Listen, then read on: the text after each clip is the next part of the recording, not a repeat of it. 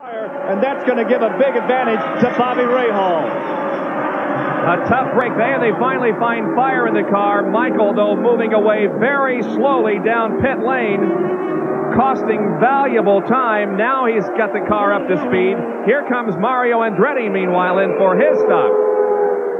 Well, it's obvious as we watch Mario Andretti's crew go to work that the pits, the work in the pits, is very well going to determine who wins this race. We thought Michael Andretti had it all but sewed up. He had a miscue in the pits. We thought Emerson Fittipaldi had a shot until he had a miscue in the pits. That's gone by the boards now, and right behind Bobby Rahal and the PPG pace car is Emerson Fittipaldi. Now let's take a look again at this pit stop by Michael Andretti. He comes in hot because he thought he'd just been spared going a lap down. He may have just overshot his pit just a bit. He sees it at the last minute and locks up the front wheels.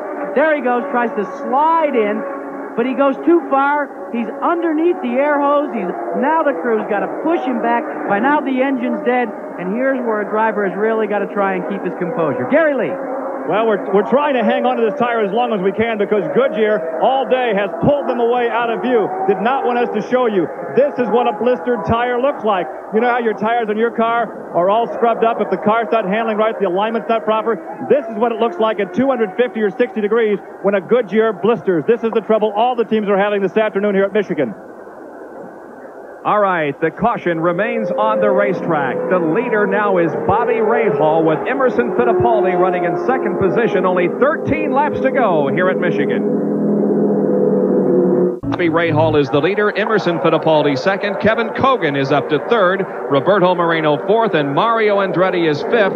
The average speed of the race, 185.91, being slowed by this caution period caused by Scott Brayton's blown engine. Now, Michael Andretti is back in sixth position. However, we expect a penalty because he ran over the air hose. All right, and here's how CART works that. As we watch the replay once again, Michael Andretti clearly in violation of the CART rules. Very shortly, he will run over his air hose. He locks it up twice, and there's the infraction, right over the hose.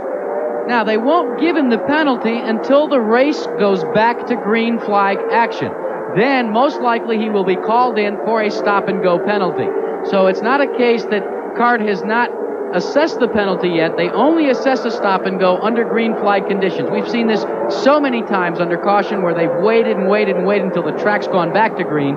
So it's only a question of time before Michael Andretti will have to pay for the infraction. And we're going back green when they come down this next time. I think, Jack, that Emerson Fittipaldi has a real shot at winning this race. It's going to be a battle to the finish, we believe, between Rahal and Emerson Fittipaldi. There they are. Kevin Kogan could definitely also play a factor in the outcome of this race. Let's go to Gary very quickly while we go green. Well, apparently there will not be a penalty because he slid over it with the locked-up front tires, did not touch it with the rear tires, so we are told there will be no stop-and-go penalty for Michael Andretti. Well, I don't know about that. I mean, the rule states that you can't run over your air hose. I didn't know that you could only run over it with your front tires and not your rear tires. But we're back to some really great racing here. Bobby Rahal got the shot on the restart, and he's pulled to about a 2-second advantage over Emerson Fittipaldi. Yeah, he certainly has. It wasn't as good a restart for Emerson as it was for Bobby, and Rahal has pulled out to a nice... Oh, yeah, a car against the wall in turn number 3. A.J. Foyt scrapes the wall. He didn't really hit it, but just got up and scraped it, and I don't think he did any damage to the car, although he is slowing, coming through the tri-oval here. No caution, a close moment for A.J. Foyt. He almost white-walled the side of that car, but he gathered it back in, and now he's picking up speed again. Let's take a look at the tail end of it. A.J. Foyt really had his hands full. Now, he'll creep into the top of the... There he is. A.J. was right up against the wall. Actually didn't hit the wall, but came just a fraction of an inch away from it. We were watching Michael Andretti pass some cars there on the inside of the racetrack as A.J. Foyt was going high and getting just a little bit out of shape. Now, back to the battle for the front position. Rahal gained the advantage on the race start. Shades of Indianapolis 500 time when he came up through the gearbox so quickly there for the victory. And now it looks like he's got a good size advantage in the waning moments here over Emerson Fittipaldi. But Michael Andretti is coming up quickly. There he is right behind Rick Mears.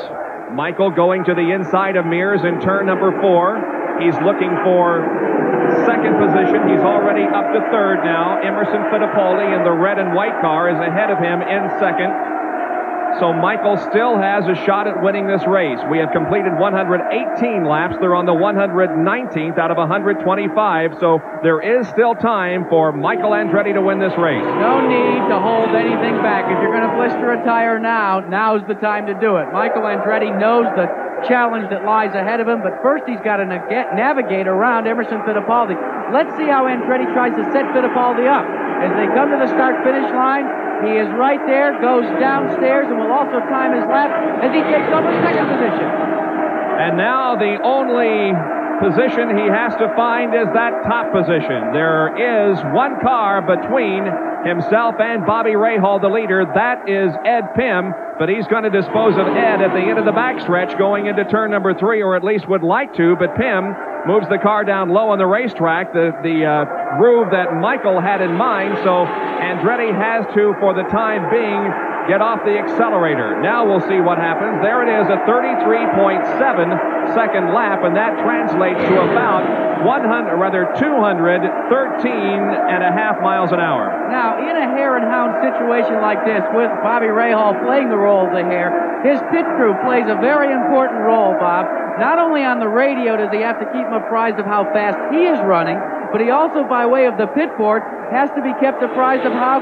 quick Michael Andretti is closing upon him. They know the laps are running out, and they've got to calculate just how quickly can he close. Now, let's get a lap time on Bobby Rahal and compare it to that of Michael Andretti, who now holds down that second position. Again, it was about a 214.5-mile-an-hour lap for Michael Andretti. We'll see how Rahal is doing. If Rahal can hold on for the victory, it will be his third consecutive IndyCar victory. He was the winner at Mid-Ohio.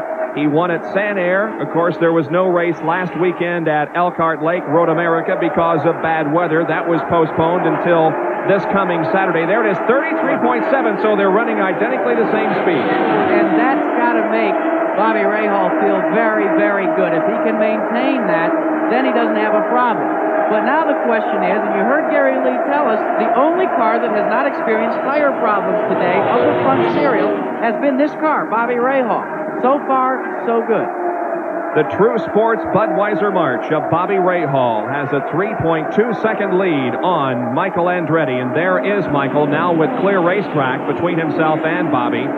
However, the laps are closing down. 123 have been completed. Next time they'll get the white flag, and Mario has a problem in 6th place.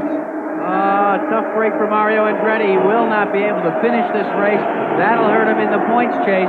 Meanwhile, Bobby Rahal is setting himself up to see starter Nick Pinaro display that brilliant white flag, signifying 1 lap to go in this event.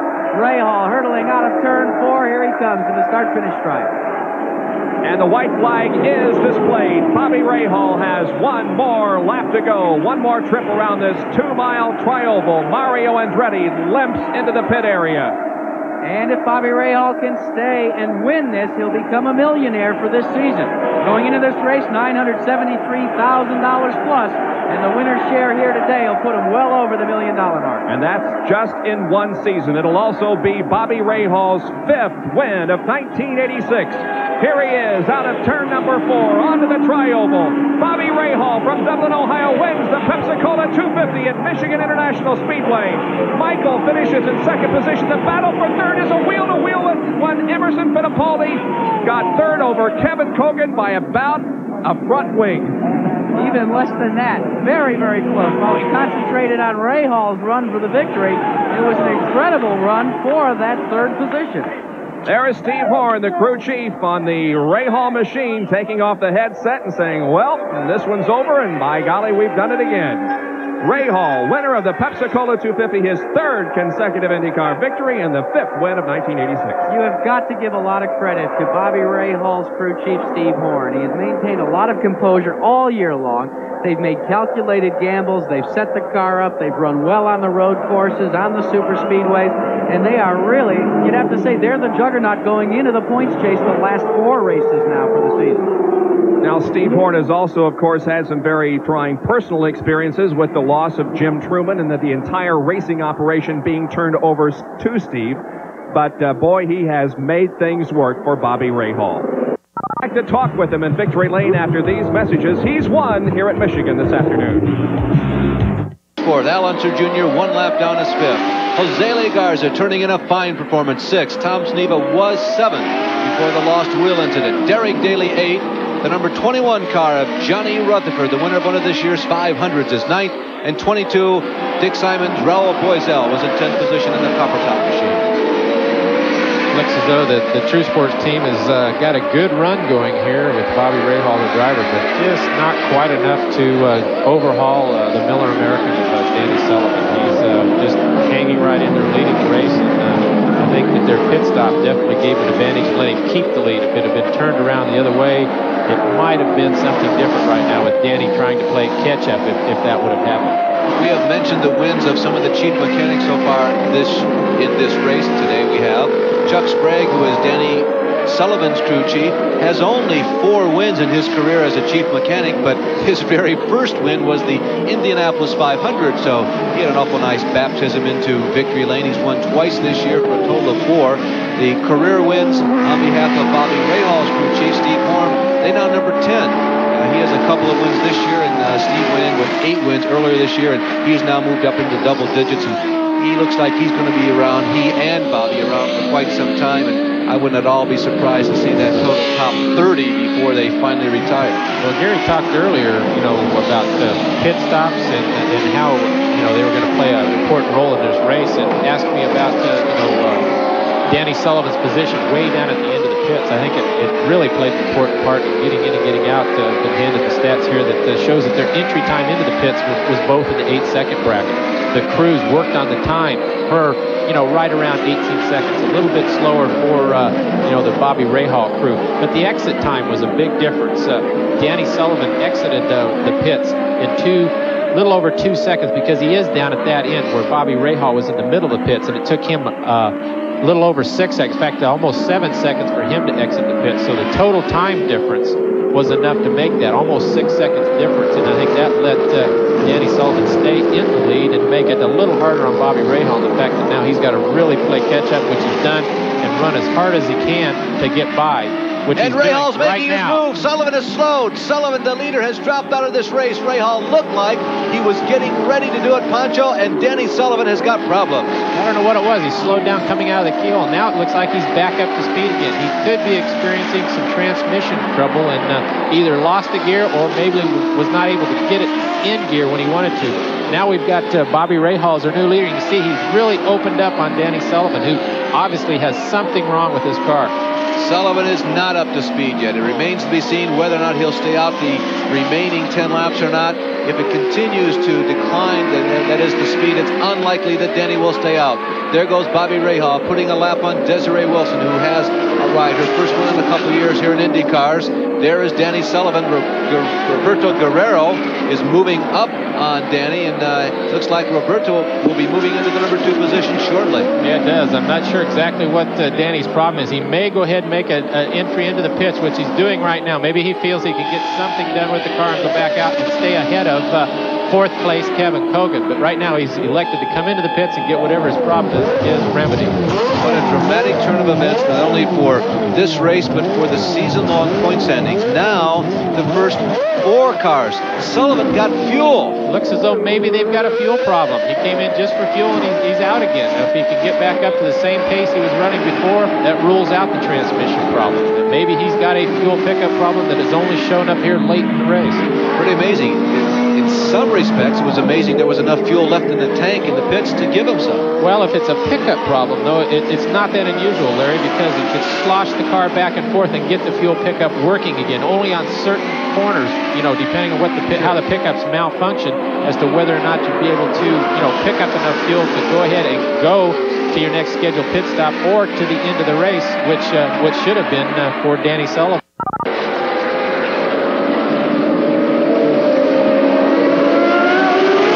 At 10 p.m. Eastern Time will be our final broadcast from the Indianapolis Speedrome, a little 1/5 mile paved oval where the USAC midgets do battle every Thursday night, and we've selected 5 this year to put on the air. Rich Vogler and Matt McClellan, our coach, are the 2 drivers who head up that series, but they got beat by a young rookie driver by the name of Jack Dawsey Jr. last Thursday. He led them for 60 laps, and they couldn't get around, but Bobby Rahal did get around here, Pancho. Well, it looks as though that everything's fine going through the corner, and as they go to exit the keyhole right here, all of a sudden, Danny slows down. Luckily, Bobby was on his toes, did not make contact, accelerates right on by Danny Sullivan, and is our leader now. I think that's something that we all fail to lose sight of. That driver who is the recipient of the mechanical problems that befell Danny Sullivan right there, he's got to be very alert too, and Rahal did a very professional job on it. Well, Gary Lee is down in the pits. He's been observing and listening to everything that's going on. How about it, Gary? Well, I would describe the Penske crew as meticulous, but right now there is a bit of confusion because they're not really sure what the problem with Danny is. Danny himself on the radio said, "I thought I had a tire going down, so I backed out of the throttle." Then he thought, well, perhaps he was low on fuel as he came by, so he brought it into the pit area. They topped off the fuel. The crew, in fact, thought there might be a spark plug problem. They said, well, you've got more fuel, the tire's okay, go back out and try it again. So right now he's just cruising around trying to determine what the problem is. There is Sullivan cruising better than 170 miles an hour at the end of the backstretch and averaging 113 miles per hour. There is the leader, Bobby Rahal, and Roberto Guerrero has moved up to second. The question becomes, is Roberto within striking distance of Rahal? And Pancho, let's make an assumption, or is it safe to assume that these 2 guys can go the distance? And look how close Guerrero is. Well, you can see, and that came about because of the 3 cars you can see in the background there. In fact, we just had one of them experience a problem going down into turn 1. I think it was Jose Lee Garza had something let go in the rear wing, and he got into the dirt embankment right underneath the bridge there, the Goodyear Bridge. Yeah, it's at this point not possible to tell exactly who it is, but we have had a very severe crash there. You can see it's at the end of the front stretch, going into the first left-hander, hitting the outside guardrail, the car coming apart in a number of pieces, the guardrail, which was running right underneath the tower, or make that the bridge, and it also backed up to a dirt embankment.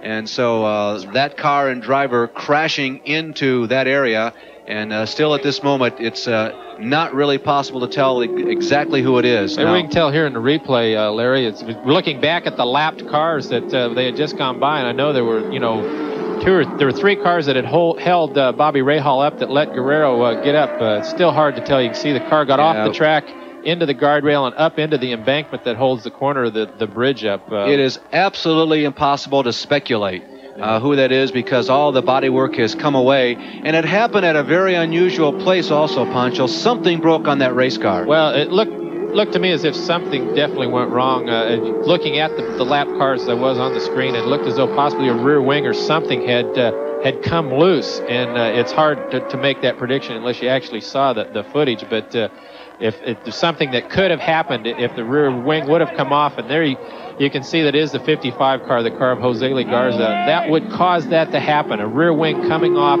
would cause the car to go completely out of control because you lose all the rear downforce essentially because it really changes the aerodynamics in the car. You can see that the Horton safety crew was there right away as soon as the car had come to a stop, and there they are now working, trying to extricate Jose Lee from the car. Jose Lee Garza from Mexico City, a young driver who was on that continual learning curve. He's had some pretty good races this year, but today ends up there you see in the debris just outside of turn number 1 here at Mid-Ohio. We'll be back after this. Just outside of turn number 1, you can see the remains of Jose Lee Garza's car, and unbelievably, the outstanding news is that Jose Lee Garza is conscious. He has been extricated from the car. He has been picked up by the Horton medical safety people, and he assisted them in getting him out of that machine. And just look at that wreckage and how well that speaks for the construction of these race cars. It is amazing that it, didn't get knocked out, being able to be upside down like he was, which it appeared they had to right the car in order to get him out. But it was a very, very nasty accident, as you can tell. It looks to me as if all four corners have been tore off the car. It looks there as if maybe the left rear is the only one that is actually left partially connected. But definitely a major accident. Bobby Rahal, who trailed Danny Sullivan for so very many laps, inherited the lead when Bobby had his on-track problem. Here's another look at the replay, just the end of that crash, Pancho. Yeah, it looks as though that they made contact apparently with one other car, maybe Randy Lewis, who they were racing, going by, and got into the Armco right there that protects the entrance to the bridge there that the cars run under, and he hit the dirt embankment after the Armco and then went on underneath the bridge. Luckily, he didn't get hung up in the bridge. But repeating once again, just look at that wreckage. Hard to believe that a man escaped that. And Jose Lee Garza, again, was conscious, we were told on the kart radio, and he has been taken from that scene. By the way, the white flag has now been displayed while all this has been going on. While you were away in commercial, obviously the cars are motoring around very slowly, giving everybody a chance to go to the aid of Jose Lee. The white flag has come out, meaning 83 laps are down, and this race is going to end under yellow. Bobby Rahal will be the winner. Knowing Bobby as I know him, this is not the way he wants to win a race. He probably would have liked to duel with Roberto Guerrero, but the points are so very important to Bobby too. You see the victory ray beginning. He is here in front of his home state and hometown fans.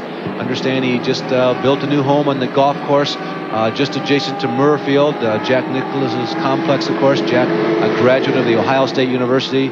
Roberto Guerrero will finish in second position. Danny Sullivan recovers in third position, and any fuel pickup problem that he was having, this certainly helps it out a great deal. And Kevin Cogan turns in just a sterling performance. He stayed on the lead lap all day. He never got up among the leaders, but Cogan will finish in fourth position, and Al Unser Jr. will be fifth. And guess who's sixth? Derek Daly. Here comes the field snaking around. Almost hard to believe that this nearly silent procession is the field coming down for the last lap. Now, hopefully all the competitors' radios are working. The word has moved up and down the pit line that Jose Lee is conscious and out of the car, and they probably all know. Checkered flag coming up right here. There it is. You see it. Bobby Rahal taking the checkered flag, winning this year's Radar Escort Warning 200 here at Mid-Ohio.